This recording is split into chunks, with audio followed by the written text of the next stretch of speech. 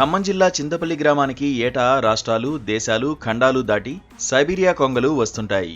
గత 125 ఏళ్లుగా ఈ ఊరితో వాటికి అనుబంధం ఉంది.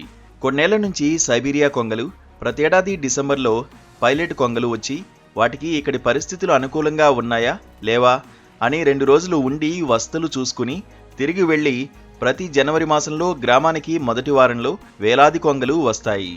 జనవరి నుంచి జూన్ వరకు సుమారు 6 నెలల పాటు చింతపల్లిలోని చింత చెట్లపై విడిది చేస్తాయి.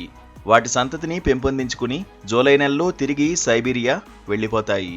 అయితే కొంగలు రాకపోతే ఆ ఏడాది పంటలు పండక వర్షాలు రాకుండా ఉండడం వంటి అశుభం ఏర్పడుతుందని గ్రామస్తులు విశ్వసిస్తారు.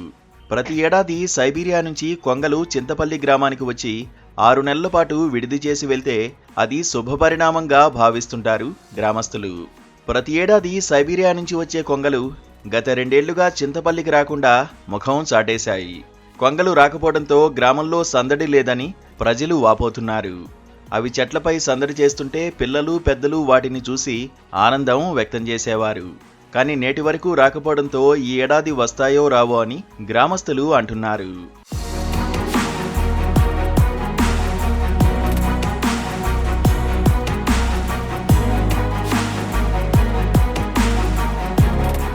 ప్రతి ఏడాది సైబీరియా కొంగలు చింతపల్లికి చేరుకునేవి. కానీ గత 2 ఏళ్లుగా రాకపోవడానికి చాలా కారణాలే ఉన్నాయి. గ్రామంలో చింత చెట్లను నరికివేయడం, పెద్ద ఎత్తున కోతులు ఉండడం మూలంగానే కొంగలు రాలేదని తెలుస్తోంది. ప్రస్తుతం గతంలో మాదిరిగా పెద్ద మొత్తంలో చింత చెట్లు లేకపోవడంతోనే కొంగలు రావడం లేదని కొందరు గ్రామస్తులు అభిప్రాయపడుతున్నారు.